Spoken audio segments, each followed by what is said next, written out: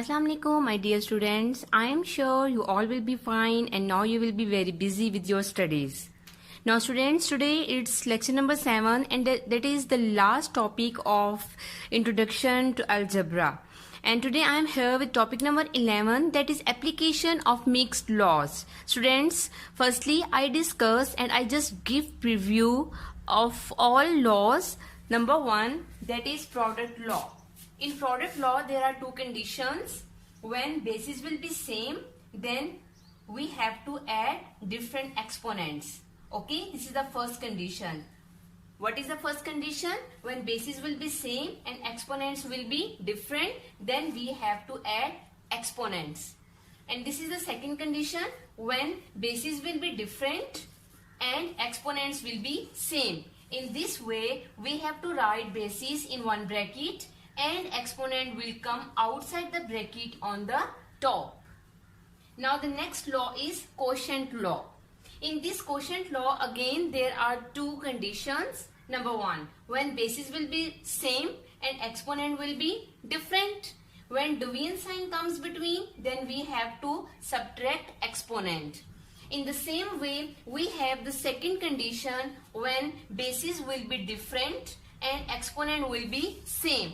And what we have to do? We will write bases in a fraction form in one bracket and exponent will come outside the bracket on the top. Right? Okay. Now student, that is the third law. It's called power law. What we have to do in power law? In power law, there will be two exponents. Okay? And we have to multiply both exponents with each other and answer will be x raised to power mn. The fourth law is zero exponent. What will happen in zero exponent? When we will have any non-zero real number exponent 0, then answer will be equal to 1. Like a raised to power 0 is equal to 1. And the last law is negative exponent. Negative exponent means base has exponent negative, and for making positive we will take simply its reciprocal. Okay, if negative exponent is coming in numerator, it will shift in denominator, and if we have exponent negative in denominator, it will shift in numerator, then it will be positive. Now students, it's the time to move towards question number 4. That is the last question of exercise 6.3. That is simplify the following. In first part students, you can see there are 3 exponential values and between first 2 multiply sign is coming. It means it's a product law. Okay, and now we have to check it's a product law, so which condition is applying? This is the first condition because bases are same, so we have to add its exponent. Then answer will be x raised to power 9. Now this divide sign and x raised to power 3 will come down as it is. Now in this second step again we have to check which law is applying. Quotient law is applying. Okay, and again this is the first condition of quotient law. How we can recognize students? Because of the same basis. Okay, bases are same, exponents are different. It means this is the first condition of quotient law, and we have to subtract its exponent when we have same basis. Now 9 minus 3, answer will be x raised to power 6. Now student, in second part, question is x raised to power 6 divide x raised to power 4 whole square. What does it means? It means this square belongs to both exponential values. Okay, in first step I am opening this bracket and I am giving this square to both exponential values separately. Now easily you can see which law is applying here. It's a power law. Power law means we have to multiply both exponents. 2 6 are 12, x raised to power 12 divide x raised to power 2 4s are 8. Now, which law is applying? Quotient law is applying, and the first condition is applying of quotient law because bases are same and exponents are different. So, we have to subtract its exponent. Then answer will be x raised to power 4. This is the second part of exercise 6.3, question number 4. For saving our time, students, I am solving these questions firstly so that I can explain all questions easily.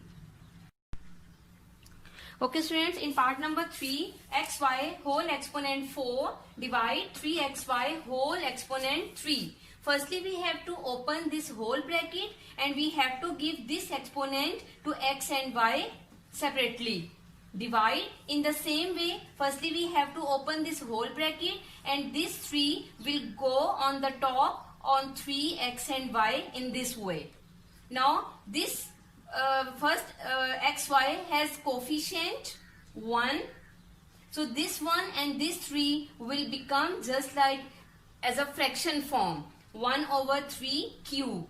Now we have to check the same basis and now we have to apply any law. This x and this x, both bases are same.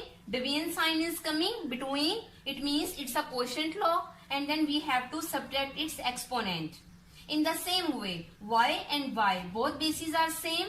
My division sign is coming between. It means quotient law and exponents will be subtracted. Now this 3 cube will be expanded in the form of 27. Okay, 3 cube means we have to multiply 3 times. Okay, 3 times mean 3 multiply 3 multiply 3. Answer will be 27. 1 is in numerator. It will be as it is. Now when we will solve x and y exponents, then answer will be xy. In numerator 1 is coming. When we will multiply both variables with 1, then answer will be xy over 27. In the next part number 5, 2a cube whole exponent 5. Firstly, we have to open this whole bracket. Okay, this 5 means this 5 will go on the top of 2 and this 5 will be the part of a cube in this way. Okay, this denominator will be as it is, divide will come down as it is, and the next fraction will be as it is. Okay, students, we can't solve both numerators now with each other because both fractions are separate. Division sign is coming between two fractions. It means we have to change this division sign into multiply and the next fraction will be as reciprocal. Okay, now we will open these brackets. 2 raised to power 5 means we have to multiply 2 5 times. Okay, 5 times mean 2 multiply 2 multiply 2 multiply 2 and multiply 2. Answer will be 32. When we will multiply both exponents, because power law is applying here, 5 3s are 15. A raised to power 15. Okay, now students, if you observe, we are multiplying numerator with each other. 32 multiply 2, answer is 64. A raised to power 15 and this b square will be as it is. In denominator, this a has coefficient 1. So 3 1s are 3. This a has exponent 1 and this a has exponent 1. Bases are same. Multiply sign is coming. So we have to add its exponent. Then answer will be a square. And this b is alone. It will come down as it is. Okay. Now, after this, you can see students, this line means division sign. Okay. Now we have to apply quotient law. Bases are same.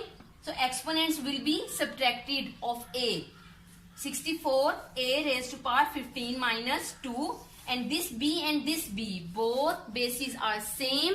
Division sign is coming between. So subtract its exponent. 2 minus 1. 3 is in denominator. So it will be as it is. When we will subtract exponents, then the final answer will be 64 a raised to power 13 b over 3.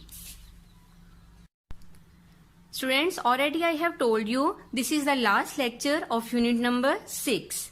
Till 6.3 your all work should be completed. Okay, students, it's the time of your evaluation. I am giving you a very short test of just marks 10. You have to do it honestly, and inshallah key of this test will be provided in next video. so that you can check your test by yourself. Okay students, in the end of this video, this cartoon has brought diary for you. You have to complete question number 4 in your classwork notebook with proper formation and in a very good handwriting. And I am sure students, with the help of this lecture, you can complete skipped parts of question number 4 by yourself. After doing question number 4, you have to finish your today's test. Okay students, it's the time to say goodbye. Take very good care of yourself. Allah Hafiz.